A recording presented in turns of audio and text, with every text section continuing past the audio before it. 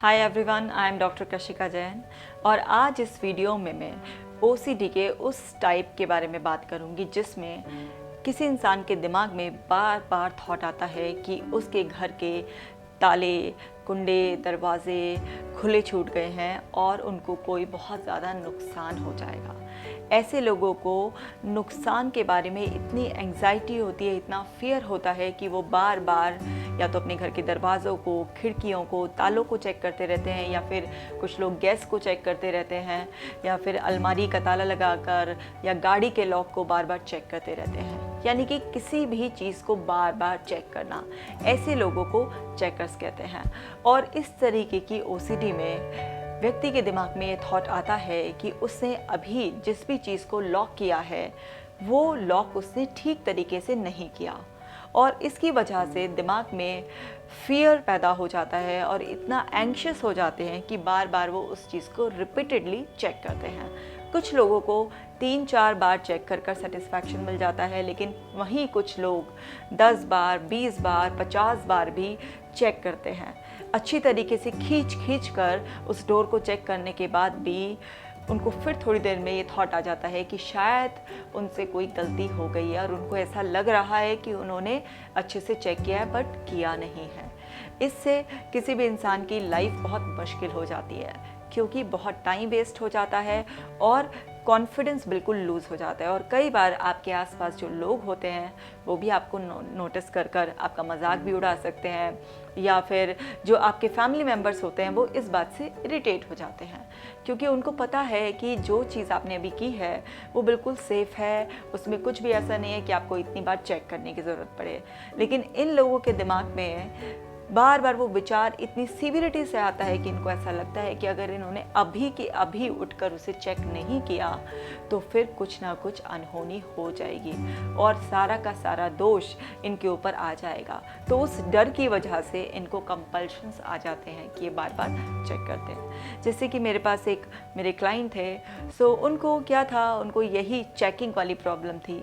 तो जब वो अपने घर से अपने ऑफिस जाते थे तो वो हमेशा अपने फ़ोन की रिकॉर्डिंग ऑन करके रखते थे और उसमें बोल बोल कर कि मैंने दरवाज़ा बंद कर लिया है, मैंने बहुत अच्छी तरीके से देख लिया है, मैंने दरवाज़ा बंद कर लिया है। और पूरे रास्ते भी जब वो जाते थे तो यही रिपीट करते हुए जाते थे कि मैंने देख लिया है, दरवाज़ा मैंने बहुत अच्छी तरीके से बंद कर लिया है, मेरे से कोई गलती नहीं हो सकती है।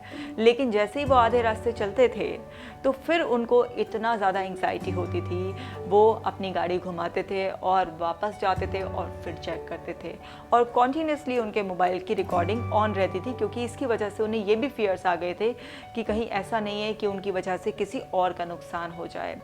तो अब उनकी लाइफ बहुत मुश्किल हो रही थी, बिकॉज फ़ोन की रिकॉर्डिंग ऑन कर कर भी उनको कुछ फ़ायदा नहीं हो रहा था, उनकी एंग्जाइटी एज इट इज़ थी। इसी तरीके से एक यंग लड़की मेरे पास आती थी, उसका साथ ये प्रॉब्लम थी, उसको भी बहुत ज़्यादा चेक करने की प्रॉब्लम थी।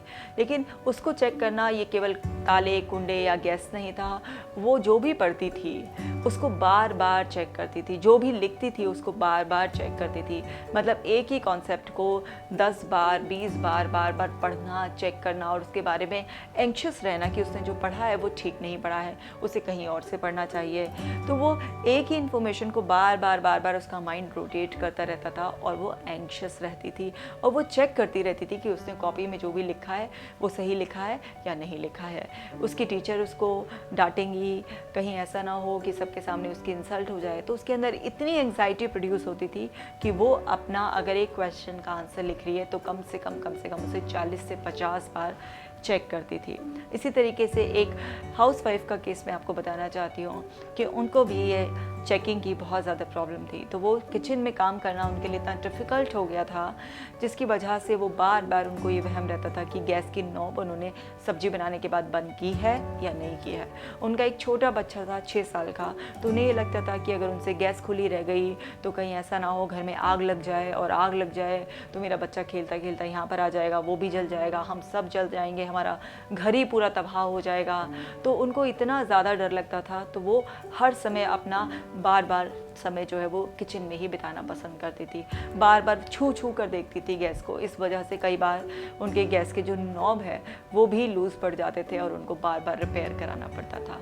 तो इसमें इतनी सीवियर एंग्जाइटी होती है। सीवियर एंग्जाइटी का भी रीज़न है क्योंकि फियर होता है। इसमें इंसान को वाकई लगता है कि ऐसा हो ही जाएगा, क्योंकि जिसको भी ओसीडी की प्रॉब्लम होती है उसका माइंड उस चीज़ की इमेजिनेशन करने लगता है। उनको ऐसा लगने लगता है कि ये चीज़ उनके साथ हो ही जाएगी और उनका दिमाग इस बात पर यकीन करने लगता है। उनके बिलीफ सिस्टम का ये पार्ट बन जाता है। कोई भी थॉट है, अगर वो आपके बिलीफ सिस्टम का पार्ट बन जाती है तो वो आपके लिए फिर रियल हो जाती है। ऐसे इंसान को आप कितना भी समझा लो कि आपने जो दरवाज़ा बंद किया है या आपने जो पढ़ा है या जो भी आपने अभी किया है उसमें कॉन्फिडेंट रहिए, आप उसमें इतना डाउट मत क्रिएट कीजिए, लेकिन ये सारी चीज़ें ऐसा कहने से फ़ायदा नहीं करती हैं, क्योंकि एकदम कंपल्शंस को रोका नहीं जा सकता। केवल आप उस कंपल्शन को तभी कम कर सकते हैं या ख़त्म कर सकते हैं जब आप थॉट से जुड़ी हुई एंग्जाइटी को ब्रेक कर देंगे। लेकिन काफ़ी लोग ये नहीं समझ पाते कि हमें सबसे पहले थॉट्स और उससे जो कंडीशन हुई हुई एंग्जाइटी है उस पर काम करना है। डायरेक्टली कंपल्शंस को रोकने की गलती करते हैं, और ये बिल्कुल ऐसा होता है कि आप एक गाड़ी में बैठे हैं और फुल स्पीड से वो गाड़ी चल रही है और आपने एकदम कस के ब्रेक लगाने की कोशिश की, तो इससे आपका एक्सीडेंट ही होगा, यानी कि इससे आपको और डेंजर बढ़ जाएगा। तो कंपल्शंस को एकदम ब्रेक नहीं किया जा सकता।